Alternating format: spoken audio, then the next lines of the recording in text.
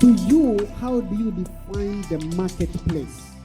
We could be talking about radiating what's glory in the marketplace, but we don't even understand what's a marketplace. So how do you define marketplace according to you? And what has been your experience for over 20 years in HR? Thank you. Thank you so much. What's a marketplace? A marketplace is, I want to believe, a place where, from a HR perspective, where you have all manner of professions or professionals, all manner of persons. A marketplace is where you can find a group or a set of professional or families in terms of jobs. A marketplace is where you find all types of skills, capacities. And a marketplace, I want to believe, is a place where, in my language, we call it a labor market, where what is the most high-level market or labor and what's an average one and things like that. So a marketplace should be a place where you'll find all skills, all abilities, knowledge, self-trained or actually professionally trained. My 20 years journey, I believe we'll talk about it maybe a little later, but just to give us a quick overview of that, has not been easy, but with one word, being quite consistent and having the ability to learn has been my journey. Being consistent and always ready to learn. Learning any new skill, any new idea, learning and being able to put that in practice. Thank you. All right. Nick, 10 years of banking and now 2 years into running your own business. And then as we have listened from Edna, there is this aspect of consistency and the ability to learn. But I will pause from that and ask you, for the past 2 years, where you shifted your career into building a business and having Edna's perspective in mind, talking about skills, talents, the ability to be consistent and learning, what experience have you built working with young professionals? Thank you. Just building on what Edna has talked about, that a marketplace basically being a market where there is an exchange of labor, usually and most often for value in terms of money. You bring your skill set and you ask for pay. Most times as you begin your journey as a professional, you sometimes lack guidance and mentorship. And we find ourselves in a big sea where we have got to wallow. And those in HR will tell you there are people who are freshly employed and sometimes you have problems with them and they get fired at a very early stage. But then I appreciate for this session that we are able to share what I have gained over time. I started basically with zero knowledge, entering into a market where you are even asking for terms. What does this mean? What does this mean in full? But slowly we gain experience. I gained experience working on myself in terms of education. I remember going into one interview and I was being asked, hizi zote ni papers zenye umesoma? Of course, coming from the lakeside, we believe in education. So I did Bachelor of Arts, Kiswahili. You are amazed, Pastor. Kiswahili and Literature. Got employed in the banking sector. And as a trainee. And you know, when you're just joining banking sector, sometimes you say banking sector is a conduit. Unaingia unasema, I will leave after 2 years or after 3 years. And slowly you get caught up inside there. But then I decided, even inside here, I will determine my future. So I decided to take a postgraduate diploma in HR and eventually a master's in HR. Tried speaking to my employer to divert me towards HR department, but it never materialized.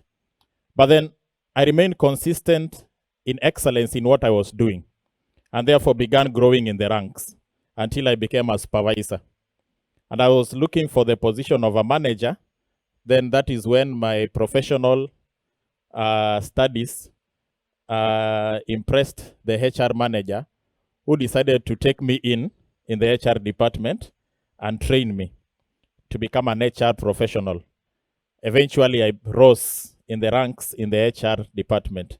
One thing that was consistent with me is the upscaling of my skills. I did not give up immediately I was employed. I have one mantra that every year I must add something to my professional life. In terms of schooling, that is, every year, run I'm an HR person. I'm looking towards doing a CHRP so that I am a professional. I have the professional papers for that. But every year I must do something towards upscaling my abilities, or else you might be on the right track, but you have stopped, and the train will definitely come and crash you. So that has assisted me to move into business. I understand a lot about management, managing people, managing business because of what I gained over time. But you have to be patient where you are. You have to be patient and learn and cap in your dreams and ambitions. From the story of Joseph, sometimes you have the dilemma of to tell or not to tell, but then you have to be patient and learn even as you work towards building something that is yours. Thank you. That was really, really powerful, talking about mentorship, talking about upskilling yourself. And you remind me the introduction of Senior Pastor where he said C++. The only C++ I know is the grades we get in school, because I got a C+ at some point. But I didn't know there is a program called C++.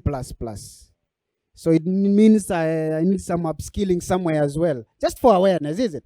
So talking about mentorship, guidance, I still have this question for you. For the past 2 years, have you worked with young professionals? And what has been your experience working with young professionals who are seated here today listening to you? I think we now are grappling with a change in generation. When you're dealing with young professionals, we are now having there is the era of kinapasi baby boomers who wanaweza vumilia kazini muda mrefu. Then after baby boomers, we got into the millennials. Kibara, you are a millennial. We got the millennials are those born which year? 2000? 1980? It is us. No, 80s. Up to Kedo 2000 hivi. Then there is Generation Z. Gen Zs, which some of us fall in there. These guys, is very easy for them to resign. Unawambia kitu kidogo hivi, and they have thrown the papers on your face.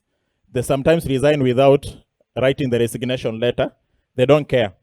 So dealing with the young professionals, you've got to understand that most of them fall within the millennials and the Jay-Zs right now. And we cannot run away from them, but find how to work with them. But what we encourage is to develop mentorship.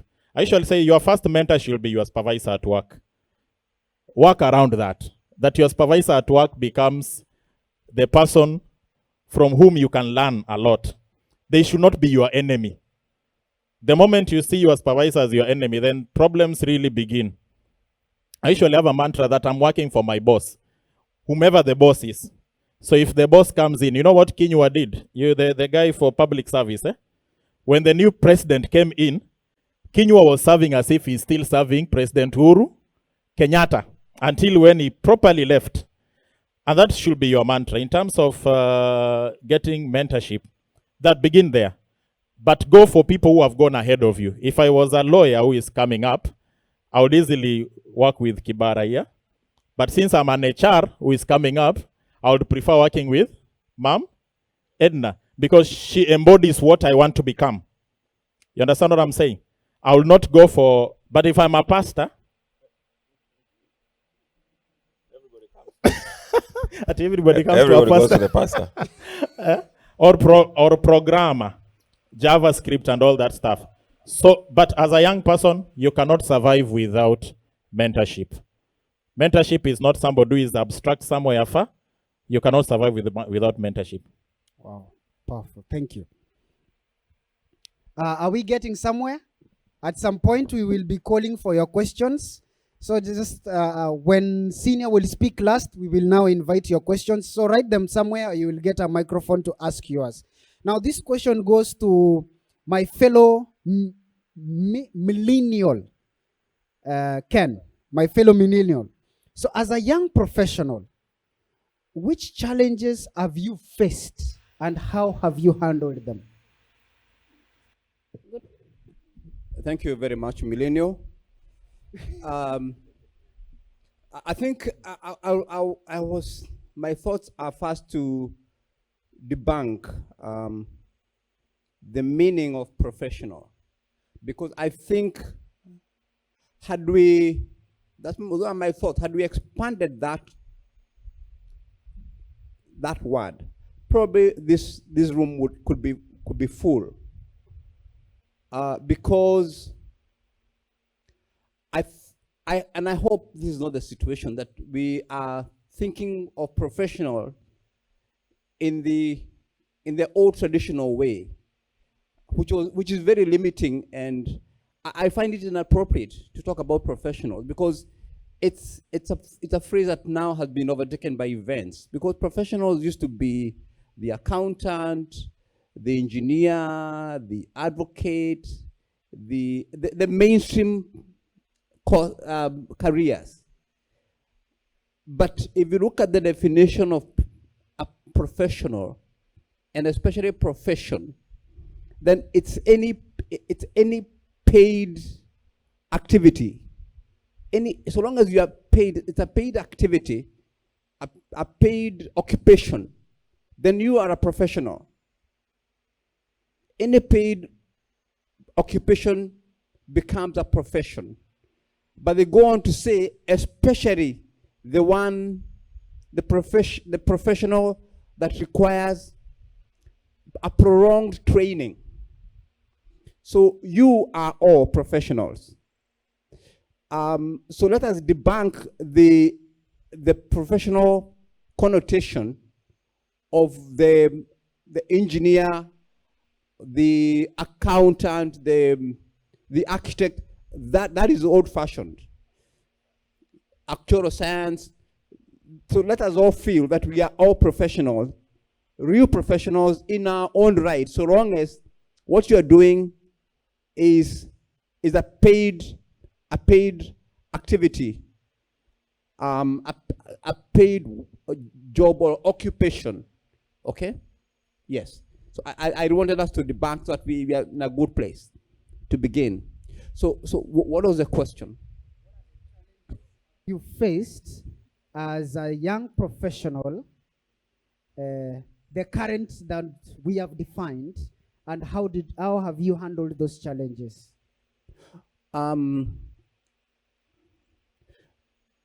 Being in the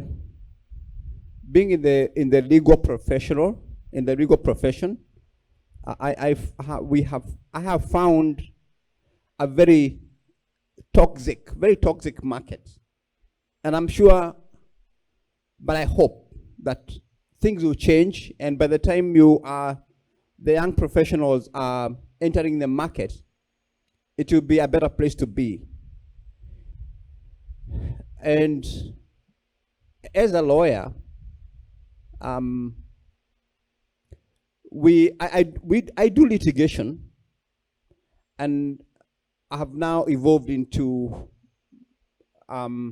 project management. So we are doing projects, but from time to time I will actually do a litigation based on the request of the client, and you litigate through court. It's a court process.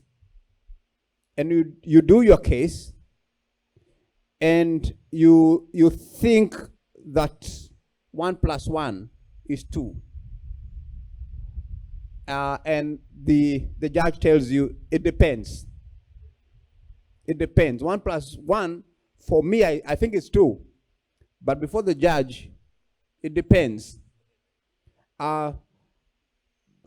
Primarily because sometimes there are other actors behind the scenes, and that is the reality we are living in. Because there's corruption. So you find a big winner becoming a big loser, and a big loser becoming a big winner. It's very disappointing. And so in that way, we find the market very toxic.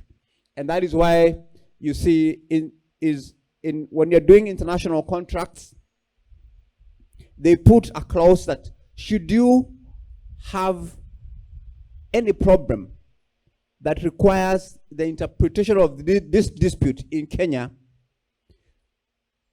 then this contract or the dispute will be resolved by an arbitrator sitting in London. So, and obviously that tells you about our marketplace. That tells you that even the work that probably the lawyers would have done in Kenya is taken away very quickly. So you find that many international contracts will say that should there be a dispute, then it will be resolved through arbitration in London, in England. So, I can go on and on and on and on and on. Yeah, but allow me to say one thing, and that touches on integrity, and it touches on Rev. There is this story about a lawyer, a reverend, and a doctor. And Although we don't have a doctor here, so I also have a story about lawyers. and so there's this rich man had a lawyer, a doctor, and a lawyer, a doctor, and a priest, a reverend. And then he knew he would pass on, so he knew he would die. So he told them, the three professionals, the day I die, make sure, and I'll give you 1 million shillings each, and make sure the day I die, you drop, each one of you, in my honor, you drop the 1 million shillings that I'll give you in my grave. Okay. The man passes on. And we started with as usual, we start with the reverend. And the reverend dropped 700,000 shillings. And they say, look, we in the 300,000 goes to tithe and offering. Then the doctor was next, and the doctor put in 500,000 shillings. He said, look, this man incurred very many bills, and I had to deduct 500,000 shillings because he had incurred so much medical expenses by the time he was dying. So I deduct my 500,000. So then it came to the lawyer. Lawyers are very honest. So what he did, he actually dropped a check of 1 million shillings into the grave. And that was it. Thank you. I think this is where we usher in the reverend who dropped 700,000 and took the tithe with him. Amen. And there was no chair for that burial, though. There was no chair. So the chair might have taken the other millions. Yeah. Okay. So, Reverend, based on that story as we transition, there is something we have in the marketplace: stereotyping, corruption, toxic environments. I don't know first if you have experienced them yourself as you were building yourself professionally. If you have, what is your experience? But then again, how do we relate it to the current situation, where actually you will find baby boomers have a certain perspective of millennials and Generation Z, which might hinder even the work relationship, terming the relationship toxic for them. And then also, as well as you will also sit and say, it is also toxic for me. So how do we handle stereotyping and such cases of corruption in the marketplace? Hey, that's a hard one. So I'll do bit by bit. When I reach a point and I don't know how to go, I'll ask you to ask again. But starting with the lawyers, I was once asked, supposing you have a number of lawyers, then you have them lie down, head, yani mmoja akilala hivi, the next one follows. From the head to the foot, the next one like that. And they said, if you have to put lawyers from the road, on the road to Mombasa Road, from Nairobi to Mombasa, and they were able to fit in from Nairobi all the way to Mombasa, what would you do? And the answer was, if you get them to lie down like that, leave them there.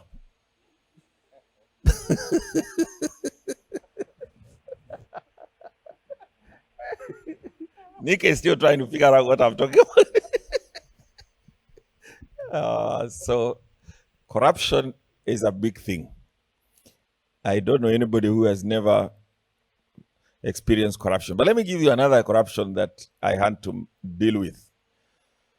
Of course, have I met police officers? Yeah, those ones I've dealt with, and also city council people. There's a time I used to run a small training place, and so watu wa Kanjo, watu police, I've handled them all. But when I was a student, and I was a student in the US, the proposal came that you can become a citizen. You can get a green card. And do you know one of the easiest ways to do that? Is to marry a wife who is an American. An old one, I don't know, whatever you marry, but so long as it's a and the idea is that you don't actually have to marry. You just have an agreement with this person, and then you'll go to some legal office and convince the government that you are really married. And once that is confirmed, you get your papers. So that really was tempting.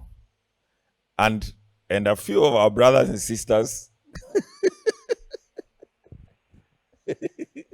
actually do these things. And a lot of our brothers and sisters also don't have papers, but they have faked it. And then in the fellowship, we sort of normalized those two things. We say, Kwani, this land is for who? It also belongs to God. Why are people, And that was a temptation. And then I decided I wouldn't do it. And if it is God's agenda, it will come to pass. But I will not pretend I'm marrying somebody and it's not real. So for me, that was one of the biggest temptations to corruption, because that is a high level corruption. I don't know whether you have seen a certain story about a nurse, a Kenyan nurse in the US, who has siphoned a lot of money through fake insurance claims. It turns out that lady is my distant cousin. And she has a house near Ratna there, which we nearly took and make him here.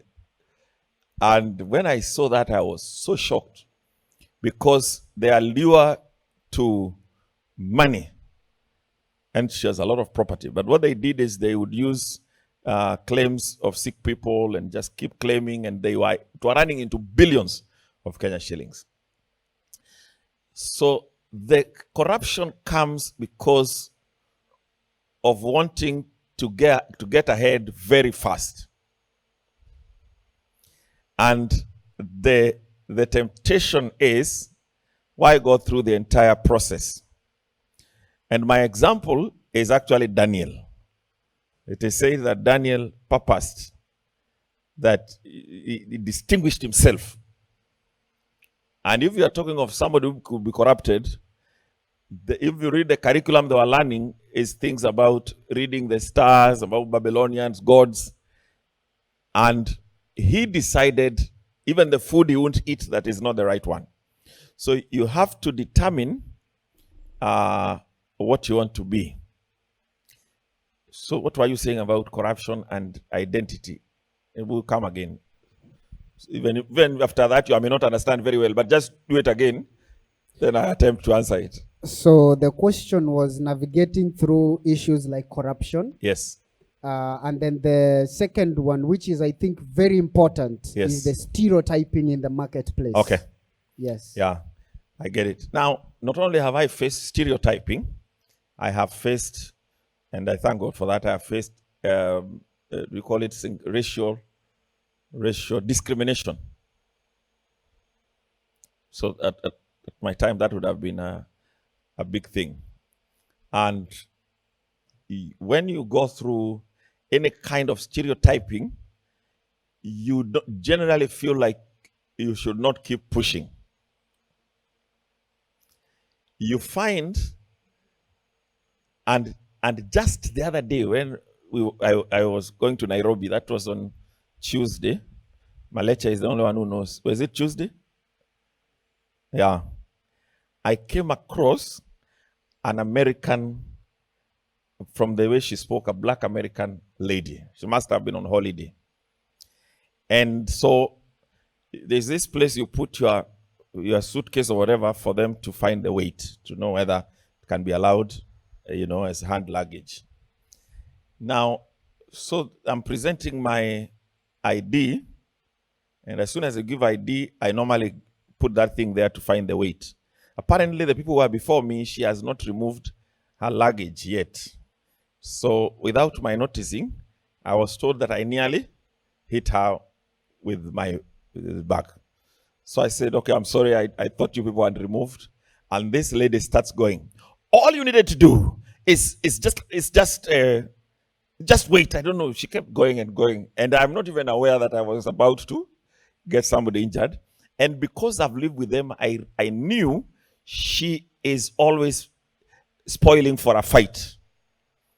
Because the system, and she believes everyone is against him. One of the things you do is don't take that stand. Don't take the stand that the whole world is against you. Because you're going to fight battles you don't need to fight. Number two, regardless of those stereotypes of millennials and Gen Z and so on, the world is looking for good workers.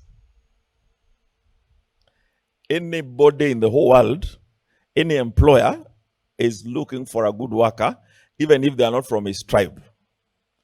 For a while, you can play around with trying to get their own tribe, but they will eventually want the best worker you can be. And so that is what I would focus on. And then when you communicate, don't communicate assuming that people are prejudiced against me.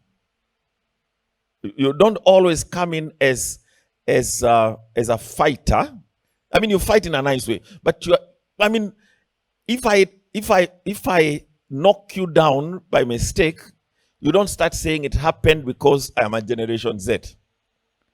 If you are called for correction by your supervisor, you don't assume it is ageism. Is there something called ageism where age also is used to? At the end of the day, everybody just wants the best. And now where we have reached now, it's not even the papers, I'm afraid. Yeah, now is who can do the job. So I think I'm taking more than, but let me just say this, then I stop.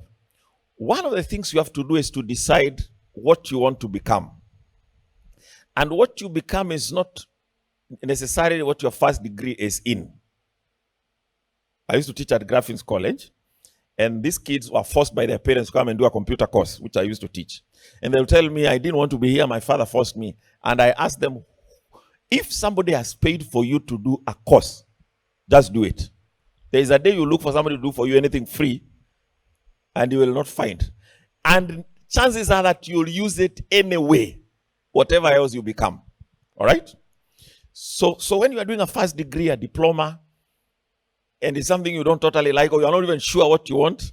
When I went to college, they used to tell us you can be called undeclared. And my lecturer knows what I'm talking about. So you don't have a major of what you are studying because you don't know, you're just there.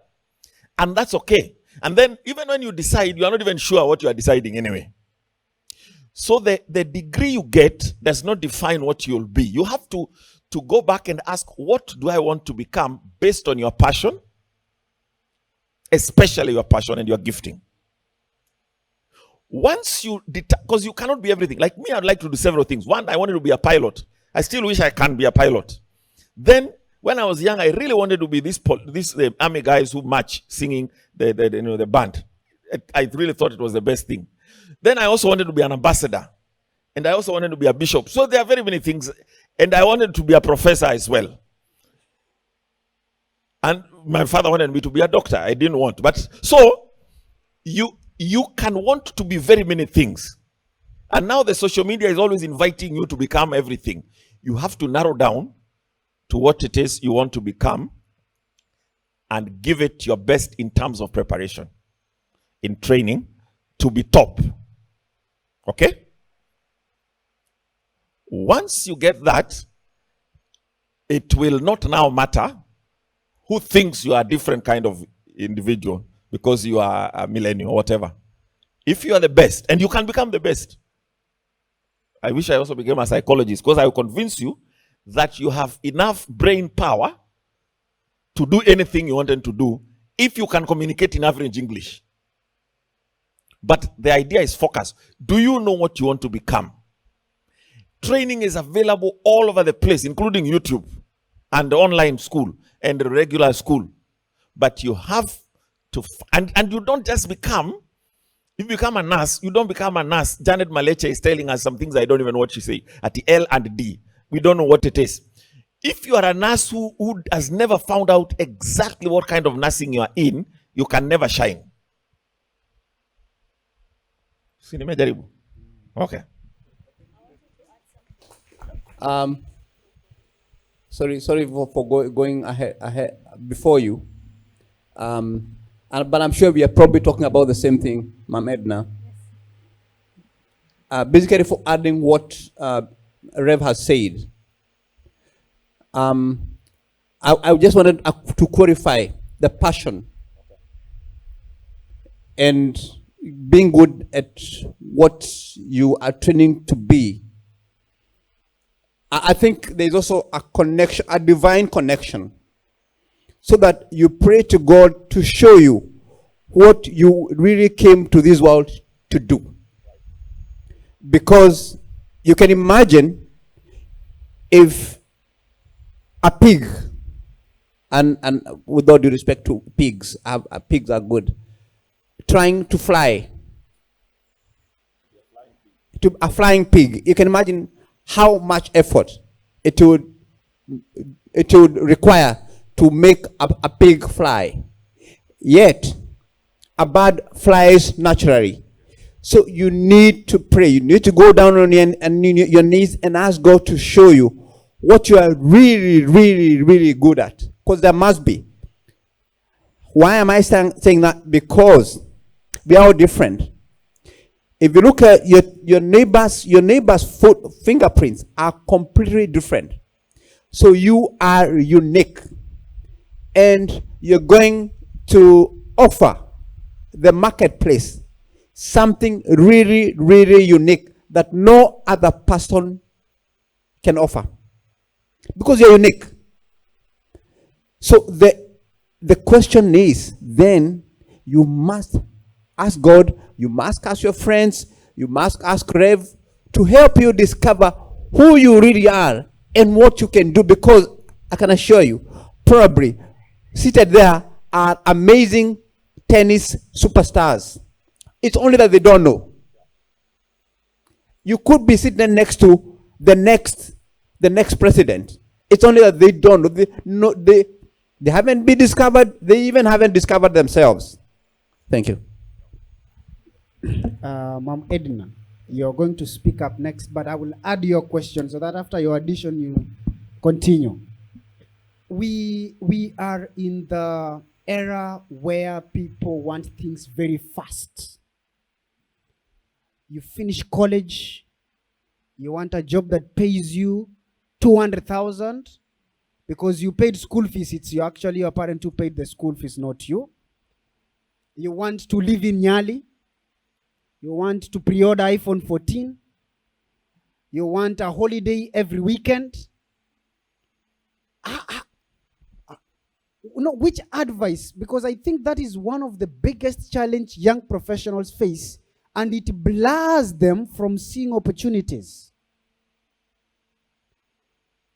Everything fast. Over to you. Thank you so much. I wanted to add and build on to what both our senior pastor and millennial Kibara has said. That in addition to that, to qualify that is there's something, I've seen it work, something called ask. A-S-K.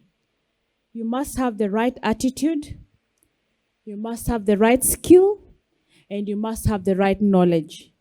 Let me acknowledge Reverend Munene that I'd opened my Bible in the book of Daniel, because that's exactly where I wanted to draw. Should there be an opportunity to do a parting shot? So ask requires that, are you able to, do you have the right attitude? It is said, just like a flat tire, unless I change my attitude, I cannot move to the next level. Attitude requires that even when it is most difficult, you're able to quickly adjust and learn. I can see some of my students here, some of my workmates here, some of my mentees here, and I know you know what I'm talking about. Some of you have grown through the ranks because of having the right attitude. I always tell young people, the moment you put your head in an organization, it's up to you to push the rest of the body.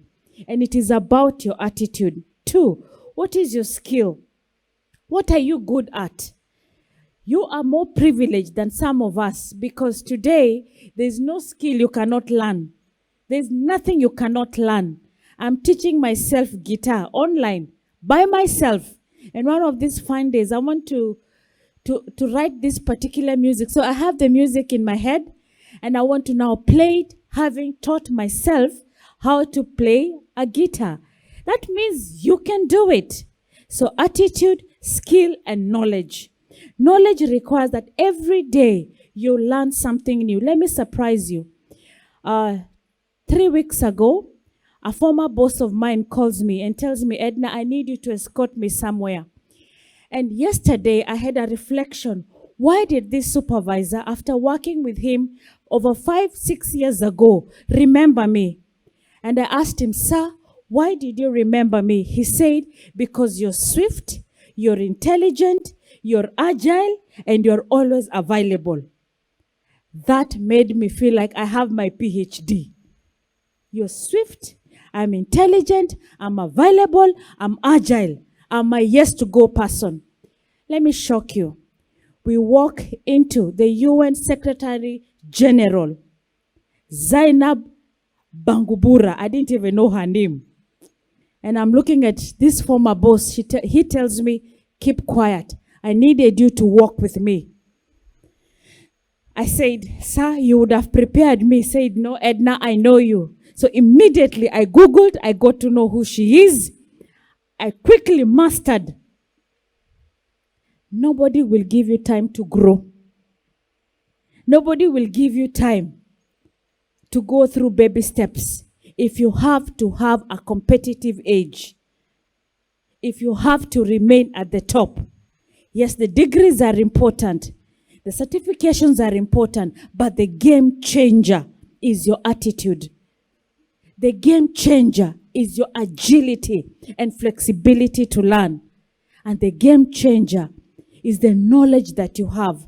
Allow me just to read that Daniel was young with his Shadrach, Meshach, and Abednego. It says they were young men, no blemish, good looking, gifted, quick to understand. That is Daniel chapter 1. and ability, and they had the ability to learn. Okay? And it was 3 years. In my opinion, they were given a 3-year contract. Most contracts at our places of work are 3 years. Within those 3 years, would you have learned this organization? Would you have mastered that skill? In today's world, the first lane jobs are no longer the first lane jobs. Today is the fastest person who can learn, the fastest person who can adjust, the fastest person who can adopt. From where I sit, 20 years of doing what I do, I see young men, sorry to say, sir, they come for interviews and they swing on their seats. They come to interviews they have not prepared, both men and women. They come to interviews, you can actually see this person has not prepared. Some of them have an entitlement mentality. I'm qualified. Don't you know, I have recruited over 3,000 people. And I have seen in 3 seconds, I'll tell you, this is the thief. This is a good 3 seconds, even before they open up their mouths. I can tell. Why? Because of the demeanor. And how have you prepared yourself? So don't forget, ask. Attitude, your skill, and your knowledge is a game changer. The ability to quickly adjust into a society, into a community. My last recent appointment was with colleagues from Central Asia. I was just surprised about, I can't quite remember how. One of them calls me and tells me that I need you to come to Central Asia and train my teams on balance scorecard. This balance scorecard, I trained myself. Are we together? So don't reach there. Always perfect yourself. Don't just get comfortable. You have smartphones. Read. Be an excellent reader. Be somebody who researches. Research things. Read everything and anything. Don't be naive and innocent. You will not get it. But when you're smart and when you're quick to learn, then you will remain competitive. To answer you, yes, I've seen. Allow me to pause you there a little Correct. bit. Just hold your mic. This recruitment, just listen to this. Attachment opportunity. I have been asked by my father to send my CV to you. Please assist on the above subject. What do you make of that? I would absolutely sympathize with that applicant. I'll be so sorry. He or she will have a godfather mentality. I get quite a number from my fellow HR directors. And the moment I take their sons and daughters, they come to the office, they tell me, I am so-and-so, sent by so-and-so. Guarantee, take it to the bank. Less than 2 months, they'll not be the same in that organization. I always count. Day 1. On the 69th day, they'll be chased away. Why? They don't come with the attitude of, I want to learn, I want to make it, I want to succeed on my own. They come in the name of their father with a small f. But you, if you come in the name of God the Father, because you have trusted in Him, believe you me, I told you 3 seconds and I will know. 3 seconds. Just walking into my office, how you've carried yourself. I look at your shoes. I don't know. I just somehow get to know. This one will work. This one. Even the most qualified surgeons that I have seen never survive. I'm releasing a senior intensivist. I spoke to this lady and I told her, Madam, if you don't change your attitude in the next 3 days, it is me who is going to kick you out of this hospital. She went and reported me to the board. The board said, is that the chief human resource officer you spoke to like that? She said, yes. She needed to know that I'm a senior intensivist. The board told her, okay, you wait there. Madam HR, did you speak to this person? I said, yes. What was the issue? I elaborated. She was released out of this country yesterday. Why? Attitude. We seriously needed her skills. But because of a pathetic attitude, I will not allow anyone. Because what will they do? They'll mess up the patients, mess up the hospital. Before I know, we'll be dealing with clinical errors from here to Timbuktu. Attitude. You can be super skilled. So if I get an email from your father, give this person an attachment, I will actually, within 3 minutes, reply to your boss or to your father, because that's a stakeholder. I'll give this person an opportunity, but within 60 days, month 1, month 2, they never last to the 3rd month. Why? Entitlement. You don't know I'm the daughter of. You don't know my surname. You don't know. It is the CS Baraza effect. No people. No. Get your job ahead of yourself. Thank you. Yeah, now to the question. To the question. Yes, some of them come to my office and they tell me I need my pension now. I need to drive Ferrari now. I need to live in Westlands. Sorry, I forgot. I need to go to Runda.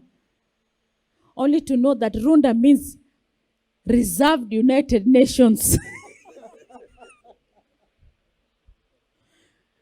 It does not work like that.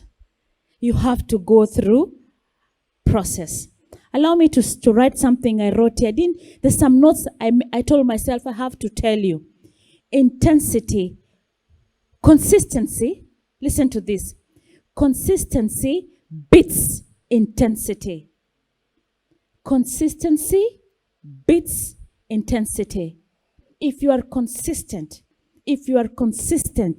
it beats intensity. Consistency is the habit of doing the right thing again and again and again. You will rise. You will reach that position. Allow yourself to process. Go through the process. You can actually write. I am seeing one young man, and I'll give you this story. Quick. He came to the office. He told me, I need this position. I looked at him. I said, okay. Would you allow me? Would you want to go through this process? No, he said, I don't want. Again, a son of whoever is in this country. Right now, he's in Nigeria doing these big jobs. And they have to flash them on LinkedIn, on all social media. Granted, you've earned it. But without being consistent, it's a matter of time. Because there are things that you learn, that you mature over a process. Allow yourself to go through the process. Take the baby steps. You can accelerate. That's still acceptable. But do not miss the process. If there's a place for you to learn, sit with your mentor and learn. Don't have the microwave mentality. It does not exist. It does not exist. And I'm not denying you to fast track your own career. You can do that. But allow yourself to learn. Even when you want to fast track, ask yourself, have I learned? Do I have a quick mindset to grab that which I need to grab? Because if you don't go through the process, you will not have had the right foundation. It's a matter of time before it all comes crumbling down. Process allows you to establish the right foundation. Remember, consistency beats intensity. Be consistent, go through the process, learn, teach yourself, learn from your mentors, learn from your supervisors, learn from your pastor, and before you know, you'll be on the cutting edge. It's not about qualifications. Those days are gone. It's about how quickly can this person do the job. I want to tell you the best paying job right now in various countries. I'm quite aware right now, a unique one in Australia. All the plumbers and the electricians are making the highest cut in Australia. Plumbers and electricians. If you're a Form 4 and you think you failed in your exam, you're so wrong. Go to NITA, this college here, behind KRA. Go get a certification in electrical engineering, certification in plumbing. Go to the Australian embassy. I'm giving you that secret. You will get a job. If you're a C plus person and you want a high paying job, consider nursing. Right now, I am competing with UK and US until I said, you know what? I'm going to bless these nurses to be missionaries. 5 years ago, I was resisting. Right now, I'm allowing all of them. They come through my office, I pray for them, I bless them, and they go. So, if you have a C plus and above, go do nursing. You'll be highly paid. Between C minus, D plus, D plane. Go to NITA here or TUM University. Do plumbing and electrical. Go to the Australian embassy. You will get a job. But remember, ask your attitude, your skill, and your knowledge. It will open doors for you. Thank you. Wow. I think these are some of the places you clap. Come on. These are the places you clap. How you clap also can determine where you get the job. Okay. I don't know if you have any questions. If there are any questions, raise your hand if you have a question, please. Yes, I can see a hand here, a hand there. Is Stewart Mlinya. I'm a pharmaceutical technologist working at Good Life Health and Beauty Pharmacy, Coastal Region. Let me say what I love. I love music and I love playing instruments. My question goes to, I play piano. Not yet time. Okay. Okay, my question goes to our second panelist on my left, Sanik. You talked about improving on your skills and mentorship. I want to know, who are these mentors? Conventionally, mentors are our seniors. But I myself, I'm still struggling. Who are these mentors? For me to learn from them. I'm a son of a pastor. For example, is my father my mentor, or there is another mentor somewhere whom I need to look up upon? In my field of study, if there is anyone senior, or I say conventionally our seniors are our mentors. So try to elaborate about mentorship. I need to know more about it. Thank you. Thank you. There was a second question.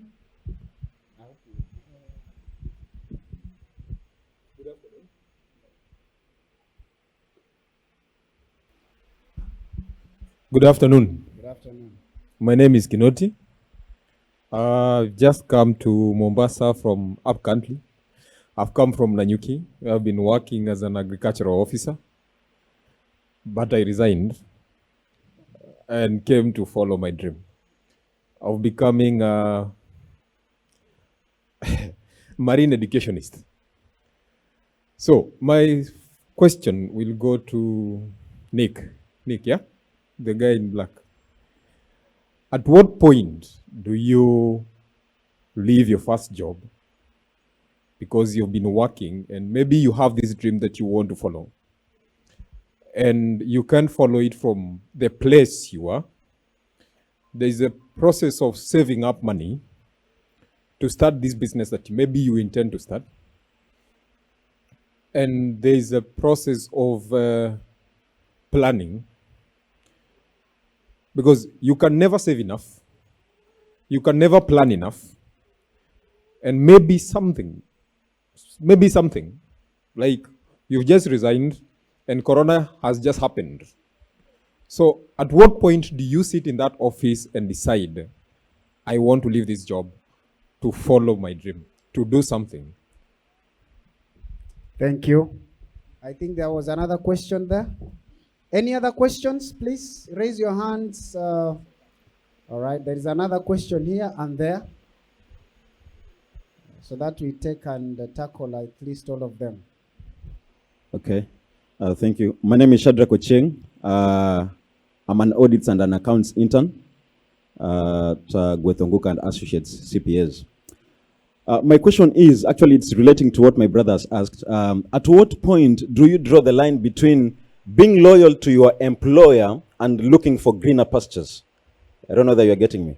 Yes. Yeah, I'm not saying that I'm not being loyal, but I'm just asking that question on behalf of us here. Yes, so that is my question. Then the second question is, at what point do you realize that you have to leave your, say, professional, let me say, career, and follow your talent, or rather, should I say, passion or gifting? I don't know. Yes, that is my question. Bearing in mind that there is always the battle between looking for skills and paying the bills. Yes. Then maybe if time allows, our panelists, thank you so much for this opportunity. Our panelists will maybe share with us their experience, their first experience in their profession from entry level. Yes, thank you. Thank you. Good afternoon.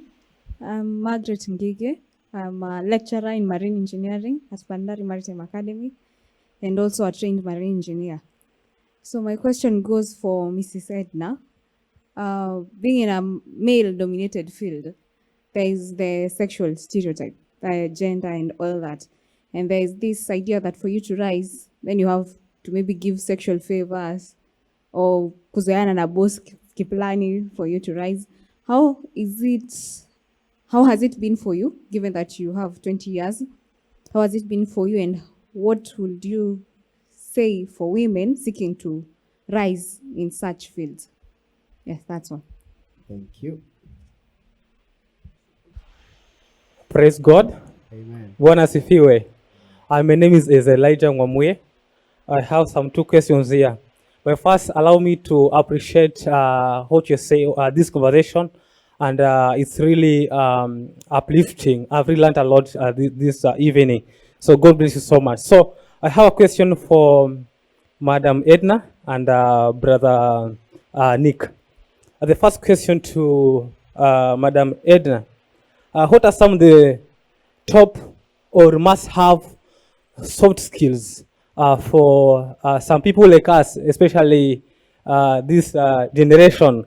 What are some of the top must-have soft skills that we need to acquaint ourselves with for us to scale up and succeed in our job careers? The second question is to Brother Nick there.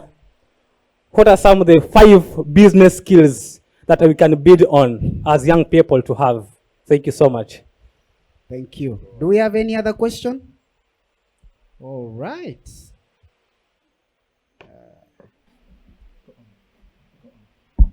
Praise God. Amen. My name is Judy. I trained on actuarial science, currently working as a banker. My question goes to Ma'am Edna. How would you advise on switching of careers?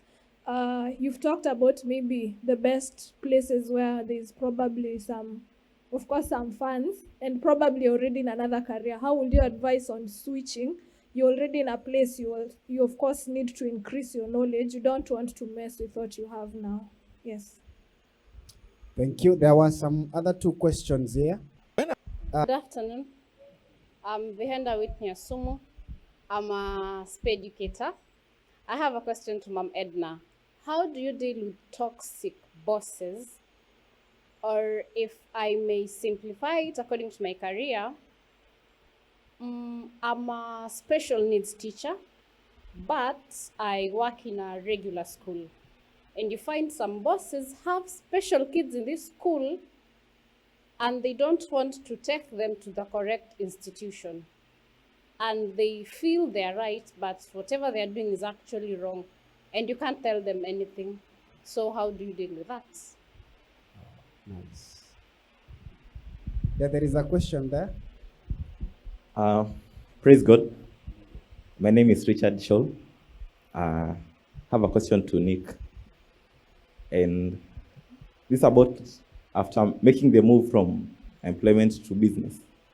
There is times when you are building the business and it feels like the incubation is taking too long before you get results, and you feel like you maybe quit too early. How do you handle that kind of pressure? Thank you. There is another question here.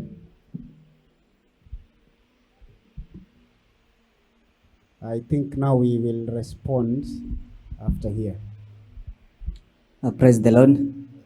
Yes, my name is Brian. Yes, I'm a trained procurement officer, but currently I work with Water Credit in the asset financing business. My question goes to Reverend Munene as the senior pastor. Yeah, you are dealing with or you are heading a congregation where we have got employees, employers, and people who are seriously seeking for jobs. Yeah, at what point do you begin engaging both the job seekers and the employers actually to settle the unemployment issue in the country? Thank you. Thank you. Now, do we have any other final questions? After that, I think we are going to respond and close the Q&A over there. That's the final question over there. Thank you. Good afternoon, everybody. Good afternoon. Victor Juma. My question, I'm actually insisting on the issue of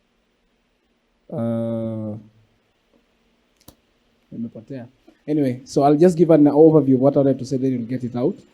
Mentor, sorry. So at what point do we really get ourselves into the mentorship issue? Because we've realized that in our different careers and also our different professions, people have like they have to look for a different mentor into what they are doing. If probably they are not following their skills or maybe their gifts, maybe following what they have gone to school to. Or rather, you'll find out that people who are like the mentor, most of the mentors are already maybe doing a lot of things because they have now identified what they are supposed to do at that age, and so they are so much busy that they have not like want to seek the young generation that is upcoming. So for instance, for my case, you find out that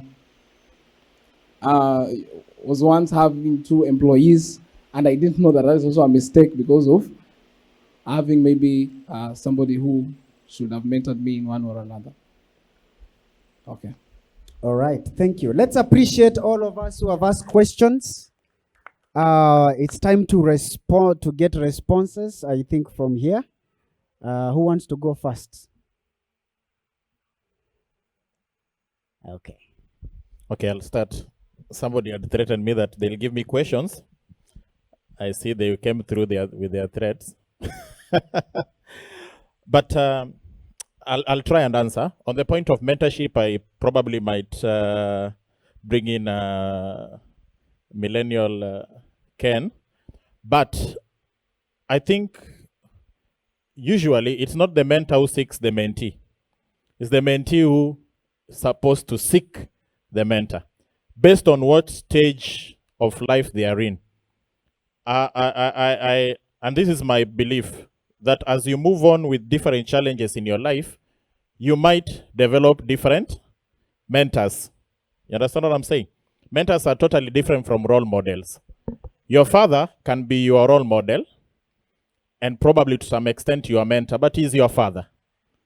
You understand what I'm saying? But then you can, as I was starting my career, I got a mentor, and whom I used to speak a lot about performance issues, probably issues about work. But when it comes to my spiritual life, I got another mentor, somebody whom I could speak about marriage issues, about family issues. You understand what I'm saying? Somebody who has gone ahead of me. When I got into business, Pastor here is a witness. We talked with him. Since he's my pastor, I wanted his counsel. We sat down with him over a cup of coffee. Are you the one who paid? Okay. I think I did. But also, his boss didn't want him to leave. I was, and I believe I was, it might look kujipigia debe. I did a good job where I was. So my boss was like, why is Nicholas leaving? He talked to pastor and just tell that young man, please don't go. But pastor told me on Wednesday, on 30th, go and resign. You're surprised. So often people will not tell you to resign. For me, that's the advice I needed from him. But when it comes to issues about the business I was doing, I can probably confidently say that he knows very little about it. So he cannot be my mentor when it comes to my business. You understand what I'm saying? So I have to seek another mentor. I might want Edna here to be my mentor on HR growth and issues, but when it comes to credit, probably she might not be the correct mentor. So I think it's a journey, and there are touch points in our lives. You've got to move with that and understand. I might go to Kibara because he has a law firm. But I need to also understand the history of Ken with his law firm. I started the business I'm doing with 300,000, but probably Ken started with 10 million. Will he make a mentor? We might have a clash somewhere. You understand what I'm saying? He might advise on business issues, but he might not really walk with me the journey of growth. So you've got to go back and seek out. Yesterday, somebody was sending me a link on somebody who started a circle with 2 million shillings. Right now, I think our business is worth over that. So I might talk to them because now we can start from where we are. You understand what I'm saying? So mentorship is a journey. It's a journey. We continue walking depending on the milestones which we are seeking to hit in business. I believe there are business people here and we can talk about that. The milestone which we seek to hit in business.